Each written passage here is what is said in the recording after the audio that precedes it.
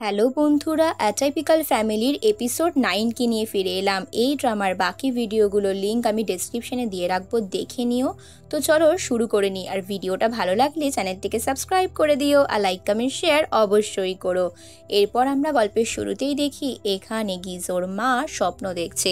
মিসিউম দেখছে যে ওর ছেলে আগুনের মধ্যে গেছে নিজের প্রাণের ঝুঁকি নিয়ে। তারপর যখন গিজোর মায়ের রুমের ভিতর ঢুকে আসে, ওর মা ভয়ে চিৎকার করতে থাকে, বলে তুই দাহাইয়ের থেকে দূরে থাক, আমার কেন জানি না ভয় লাগছে। এরপর গিজোর মাকে আংটিটা দিয়ে বলে ও আমার কোনো ক্ষতি করবে না, তুমি চিন্তা করো না, আগে আংটি দুটো দেখো, যেটা আমি ফিউচারে গিয়ে দাহাইকে দিয়েছিলাম। এটা দেখার পর মিসুম অবিশ্বাস্যভাবে চোখ দুটো বড় বড় করে বলে, এটা কিভাবে সম্ভব, কিন্তু তাও আমি তোকে বলছি তুই ওই মেয়ের থেকে দূরে থাক। তখন গিজো বলে যে আমি দাহাইকে বাঁচাতে চাই, কারণ দাহাই আমার জীবনের অনেক কিছু, ওকে বাঁচিয়ে আমি আমার স্বপ্ন পূরণ করব। তারপর আংটিটাও গিয়ে দাহাইকে দেওয়ার কথা ভাবে, যে দাহাই কিভাবে আংটিটা পেলো, মিথ্যে কথা তো বলছে না, তার মানে সত্যি সত্যি ফিউচারে আমি দিয়েছিলাম। এরপর গিজোর মা মিস হিউম বুঝতে পারে যে সত্যি সত্যি মেয়েটির কাছে আমার ছেলে ফিউচারে গেছিল। তারপর হঠাৎই ওনার খেয়াল হয় হাতে লটারি টিকিটটা কোথায়।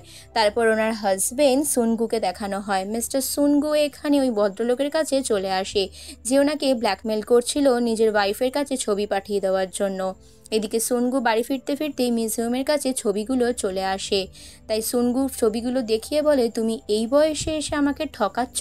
তারপরে আরেকটা টুইস্ট এখানে আসে, যেখানে দেখানো হয় যে দাহাইয়ের ওই সাজানো সৎ মা ব্যয়িখং এদের সকলের সাথে জড়িত। এরা তিনজনে মিলেই ওই ভদ্রলোককে ঠকিয়েছে। ওদের অ্যাকচুয়াল লক্ষ্য হয়েছে এখানে গিজেদের ফ্যামিলিকে ধ্বংস করে দেওয়া। মিস হিউমে আর হাজব্যান্ড সুনগুর ওপর রেগে যায়। সুনগু বলে, আমরা দুজন জাস্ট বন্ধু আর ডান্স পার্টনার, তুমি ভুল ভাবছো, তোমার রহস্য উদ্ঘাটন হয়ে যাবে বলে আমি তো কারোর সাথে এখানে মেলামেশাই করতে পারি না, আমার দম বন্ধ লাগে। এই কথাটা শুনে মিস হিউম বলে, ও আচ্ছা, এত বছর পর দম বন্ধ লাগে, আমি তো ভাবতাম যে তুমি আমাদের ফ্যামিলিতে এসে আমাদের ফ্যামিলিকে কমপ্লিট করেছো। ঠিক আছে, তোমার যখন থাকতে ভালোই লাগছে না, তুমি তোমার মতন কাজ করো, আজকে পেছন থেকে ছুরি ঢোকানোর মতন কাজটা যখন করে দিলে বাড়ি ছেড়ে বেরিয়ে যাও। এটা শোনার পর সুনগুরও প্রচুর প্রেস্টিজে লাগে, তাই এখানে গিজোর বাবা বাড়ি ছেড়ে চলে যাওয়ার সিদ্ধান্ত নেয়। মিস হিউমও নিজের হাজব্যান্ডকে আর আটকায় না, যতই কষ্টে বুক ফেটে যাক ওনারও শরীর খারাপ করতে লাগে। সুনগু এরপর নিজের জিনিসপত্রগুলো গুটিয়ে বাড়ি থেকে বের হয়ে যায়। ঠিক সেই মুহূর্তে আমরা এখানে দেখতে পাই ইনা চলে আসে। এদিকে মিস হিউমেরও শরীর খারাপ করতে থাকে, মাথা যন্ত্রণায় ফেটে যায়। ইনা উপরে সিঁড়ি থেকে নেমে এসে দাদুকে জিজ্ঞেস করে, তুমি কোথায় যাচ্ছ। সুনগু বলে, আমি কয়েকদিনের জন্য ট্রিপে যাচ্ছি। ওর দাদু বুঝতে পারে না বা জানতো না যে ইনা এখানে চোখ দেখে মনের কথা বুঝে যেত। তারপরে সিনে এখানে দেখানো হয় সুনগুর ওপর এরা সারাক্ষণই নজরদারি চালাচ্ছে। এদিকে লটারি টিকিটের কথাটা দাহাইকে দেখানো হয়, যে তুমি এত বোকা, আমি তো জানতাম না, টিকিটটা ওদের কাছে দিয়ে এসছো কেন, আমি তো ভেবেছিলাম তুমি গিজোদের কাছ থেকে অনেক কিছু আদায় করবে। তারপরে সিনে আমরা এখানে দেখি যে ডংহি আর এখানে গিজো সকলে ওর বাবাকে খুঁজছে, কারণ ওর বাবা থাকলে এই বাড়ি টিপটপ থাকে, রান্নাঘর নোংরা হয়ে রয়েছে, বাড়িতে কোনো খাবার বানানো নেই। এরপর ইনাকে জিজ্ঞেস করে, গিজো তোমার দাদু কোথায় গেছে, তুমি নিশ্চয়ই জানো। তো ইনা কিছু না বলে চলে যায়। এরপর দাহাই সত্যিটা বলে যে তোমার বাবাকে এখানে ব্ল্যাকমেল করছে, আমার সৎ মা এখানে মেনলি এটাই প্ল্যান করে থাকে, কোনো ফ্যামিলিকে ধ্বংস করার জন্য তার পিঠের সিদ্ধার আগে আগে ভেঙে দেয়। তোমার বাবা হচ্ছে সেই সিদ্ধারা যে বাড়িটাকে ধরে রাখে, আর তোমার মায়ের মাথা হচ্ছে ব্রেন তোমাদের বাড়ির। তো তুমি এবার সামলে থাকো তোমার ফ্যামিলিকে নিয়ে, আর এত কিছুর পরও তুমি আমাকে বাঁচাতে চাও। এই কথাটা শোনার পর গিজো বাড়ি ফিরে যায়। ওখানে গিয়ে দেখানো হয় যে মিস হিউম এদিকে ডক্টর জিহানের সাথে কথা বলছে। ডক্টর জিহান ওকে অনেক কিছু বোঝানোর চেষ্টা করছে, কিন্তু মিস হিউমের মাথা যন্ত্রণা হওয়ার কারণে উনি কিছুই শুনতে চায় না। ডংহিও অনেক কিছু হাজব্যান্ডের হয়ে বলতে যায়, কিন্তু মিস হিউম বলে, আমি অনেক বুঝেছি, অনেক জেনেছি, আমি তো শুধু নিজের ফ্যামিলি আর বাইরের লোক দুপক্ষের কাছ থেকেই আঘাত পাচ্ছি, সকলেই আমাদের সাথে শত্রুতা করছে। তুমি তো ডংহিকে বিয়ে করেছো ক্ষমতার লোভে, তোমার চেম্বারের লোভে, তুমি কি এটা অস্বীকার করতে পারো। জিহান এই কথাটায় ইনসাল্টেড ফিল করে ওখান থেকে উঠে চলে যায়। এরপর ডংহি ওর মায়ের উপর রেগে যায়, ওর মাকে বলে, তুমি আমার জীবনটা সত্যিকারই শেষ করে দিয়েছো, তুমি হয়তো ভুলে যাচ্ছ মা, তোমার জন্যই আমি আমার স্বপ্ন ত্যাগ করেছিলাম। তোমার স্বপ্ন ছিল আমি যেন বিয়ে করে বাচ্চা কাচ্চা জন্ম দিই, আর সেই বাচ্চাও যেন কোনো সুপার পাওয়ারের অধিকারী হই। তখন মিস হিউম বলে, আমি তোকে বিয়ে করতে বলেছিলাম, মোটা হয়ে যেতে তো বলিনি। তারপরে গিজোকে দেখি, গিজো এখানে কিছু খুঁজতে থাকে। হঠাৎ করে ও খুঁজতে খুঁজতে এখানে কিছু জিনিসপত্র পায়, যেটা নিয়ে ওর সন্দেহ লাগে। এদিকে মিস হিউম একটা রেস্টুরেন্টে যায়, যেখানে ওনার কার্ড দিয়ে পেমেন্ট করতে যায়, সেখানে লোকেরা বলে যে আপনার কার্ডে তো কোনো ব্যালেন্সই নেই। এরপর ওখানে নিজের ভাব দেখিয়ে বেইখং নিজে পেমেন্ট করে দেয়। বলে আরে আপনাকে দেখে মনে হচ্ছে আপনি তো অনেক রাত ঘুমাননি, আরও প্রবলেমে আছেন, চলুন আমার সাথে। তারপরে হঠাৎ করে দেখি গিজোর বাবাকে ফোন করে, ওর মাকেও ফোন করে, কিন্তু কাউকেই ও ফোনে পায় না। বাবার রুমে এসে জামা কাপড়ের তাক থেকে ও একটা বারের কার্ড পায়। এই কার্ডের বক্সটা পেয়ে ও বুঝতে পারে কিছু একটা গন্ডগোল আছে। এদিকে ইনাকে স্কুলের সকলে পেছনে লাগতে থাকে, যেখানে ওর বান্ধবী হ্যারিমও ছিল। বাকি মেয়েরা সকলে এখানে ইনার পেছনে লাগতে থাকে আর ওকে বুলিং করতে থাকে। ইনা এটা সহ্য না করে ওখান থেকে পালাতে যায়। যখন হ্যারিম এখানে ন্যাকামো করে ওকে হেল্প করতে আসে, ইনার হাত ছড়কে পালিয়ে যায়। গিজোর কাছে ফোন আসে স্কুল থেকে, যে ও নাকি স্কুল থেকে কাউকে কিছু না বলে পালিয়ে গেছে। ঠিক তখনই আমরা এখানে দাহাইয়ের আঙ্কেলকে দেখতে পাই। ওর আঙ্কেল বলে আমি জানি ইনা কোথায় কোথায় যেতে পারে। এভাবে বলে ওর একটা প্রথমে কনভিনিয়েন্স স্টোরে খুঁজতে আসে। সেই কনভিনিয়েন্স স্টোরে এসে এখানে ওর আঙ্কেল তাই প্রথমে খোঁজে, আর সেই মহিলার কাছ থেকে কিছু খাবার কিনে তাকে ঘুষ দিয়ে জিজ্ঞেস করে মেয়েটি কি সত্যিই এসেছিল। তারপরে ওরা যে যে জায়গায় ইনা যেতে পারে সেই সেই জায়গাগুলো যায়। একটা জিনিস আজকে প্রথমবারের মতো গিজো ফিল করে যে ওর মেয়ে কতটা একা, সবসময় একা টাইম স্পেন্ড করতে করতে ও একা থাকতে শিখে গেছে। তো যে যে জায়গাগুলোতে যেত তাই সেই জায়গাগুলোকে দেখাতে থাকে। তারপর আঙ্কেল তাই গিজোকে একটা পার্কে নিয়ে যায়, বলে এই পার্কেও ইনা বসে থাকে, ওর হয়তো সাইকেল চালাতে মন হয়, কারণ এই বাচ্চাগুলোর বাবারা এখানে সাইকেল চালাতে শিখাতে নিয়ে আসে। গিজো এটা দেখে অবাক হয়ে যায় যে আমার মেয়ের এত স্বপ্ন সবই অসম্পূর্ণ থেকে গেছে, ওকে আমি কোনোদিনই সময় দিতে পারিনি। এরপর দাহাই বলে তুমি বাড়ি ফিরে যাও। ও যদি বাড়ি ফিরে আসে, দাহাই দিকে বাড়ি গিয়ে দেখে সেখানে মিস হিউম ওর সৎমা বেইখংয়ের কাছে শুয়ে রয়েছে। ওনাকে ঘুমের ওষুধ দিয়েই হোক আর যেভাবেই হোক ঘুম পাড়িয়ে দেওয়া হয়েছে। এটা দেখে দাহাই বলে যে তুমি ওনাকে এখানে আটকে রেখেছো কেন। আসলে দাহাই ভেবেছিল ইনা এখানে আসতে পারে, তাই ছুটতে ছুটতে এখানে এসেছিল। তো বেইখং বলে আমার যেটা দরকার আমি সেটা করব, আমি চেয়েছিলাম যে তুমি আর গিজো তো সত্যি সত্যি সুখী হও। এটা শোনার পর দাহাই বলে আমি তোমাকে বলছি তুমি ওদের টিকিটটা ফিরিয়ে দাও, আমি তোমাকে টাকা দিয়ে দেবো। তোমার উপর আমার লজ্জা লাগে, তুমি আমার কাছাকাছি আসো শুধুমাত্র স্বার্থের জন্য, তুমি কোনোদিনই কারোর কাছে কিছু করতে পারবে না, তোমার সাথে আমার সব সম্পর্ক আমি শেষ করে দেবো, আমি তোমার কাছে থাকতে চাই না। এরপর আঙ্কেল তাই ওকে কিছু একটা বলতে চায়, তখন আঙ্কেল তাই আর মাকে বলে তুমি ওদের ফ্যামিলির থেকে দূরে থাকো আর ওদের পেছনে লাগতে যেও না। তারপর ওখান থেকে চলে যায় দাহাই। দাহাইকে দেখি অনেকটা বিধ্বস্ত হয়ে গেছে, কারণ এইভাবে সামলাতে সামলাতে এক প্রকারভাবে ও ক্লান্ত। অ্যাকচুয়ালি ও বুঝতে পারছে না ওর জীবনে অ্যাকচুয়ালি কি করা উচিত। এদিকে গিজো বুঝতে পারে না মেয়েটা গেল কোথায়। তারপর ও এখানে রুমের ভেতরে এসে কিছু জিনিসপত্র খুঁজে পায়। তখন দাহাই জিজ্ঞেস করে গিজোকে যে তুমি কি ইনাকে খুঁজে পেলে। গিজো বলে যে না আমি এখনো ওকে খুঁজে পাইনি, ও কোথায় যেতে পারে বলো তো, তাহলে চলো একবার ওর স্কুলের আশেপাশেই কোথাও খুঁজে আসি। এটা বলার পরও বলে আমি আবার একবার চোখ বন্ধ করে টাইম ট্রাভেল করতে চাই, যখন আমি তোমার সঙ্গে ছিলাম তখন আমি ওকে আবার খুঁজতে যেতে পারি, তাহলে টাইমে যদি আবার ট্রাভেল করি তাহলেই খুঁজে পাবো। এখানে হঠাৎই দাহাই ফিল করে ঘরের ভেতরে কেউ একটা যেন রয়েছে, সেটা ফিউচারে কেউ একটাও হতে পারে। এদিকে আমরা দেখি হ্যারিম বাকি বন্ধুদের সাথে ইনাকে নিয়ে কথা বলছে যে ও নাকি ডান্স ক্লাস আর করতে চায় না, তাই জন্য হ্যারিম জানতো যে ভেতরের একটা রুমেই এখানে ইনা লুকিয়ে রয়েছে, সেটাও বুঝতে পারে। ইনা ইচ্ছা করে এই মেয়েগুলোর সামনে আসে না। সকলে যখন চলে যায় হ্যারিমও চলে যাচ্ছিল। এবার আগে হ্যারিমের হাত ছটকে দেওয়ার কারণে ওর ভেতরে একটা রাগ জন্মায়, আর সেই রাগের কারণে ও ইনাকে একটা ঘরের মধ্যে বন্দি করে দেয়। ইনা দরজা ঠকঠক করলেও কেউ দরজাটা খোলে না। হ্যারিম ওখান থেকে পালিয়ে যায়। ইনাই ঘরের ভেতর বন্দি হয়ে যায়। ওই ফাঁকা হল রুমের ভেতরে ও একা থাকে। দৃশ্যটা অনেকটাই দাহাইয়ের সেই দিনের মতন, যেভাবে দাহাইকে বুলিং করা হতো। ইনা এখানে কাঁদতে থাকে আর আশা ছেড়ে দেয় যে ওকে আর হয়তো কেউই বাঁচাতে আসবে না। কিন্তু গিজো আর দাহাই বুঝতে পারে যে ওকে হয়তো স্কুলে বুলিং করা হচ্ছে, কারণ আঙ্কেল তাই একবার বলেছিল যে ওর ফোন ভেঙে গেছে। তাই জন্য সিকিউরিটি গার্ডকে বলে ওরা ওই রুমের ভেতর যায় আর টর্চ নিয়ে খুঁজতে খুঁজতে সত্যি সত্যি গিজো রুমের ভেতরে ইনাকে খুঁজে পায়। ইনাকে দেখে জড়িয়ে ধরে, তারপর ওকে রেস্তোরাঁয় খেতে নিয়ে গিয়ে সব সত্যিগুলো জানতে চায় যে সত্যি করে বলো তোমাকে কে বুলিং করার চেষ্টা করছিল। ইনা তখন বলে কেউ না। ইনা সবটা এড়িয়ে যাওয়ার চেষ্টা করে। তাহাই বোঝায় যে এভাবে হবে না, ওকে শান্তি মতন জিজ্ঞেস করতে হবে।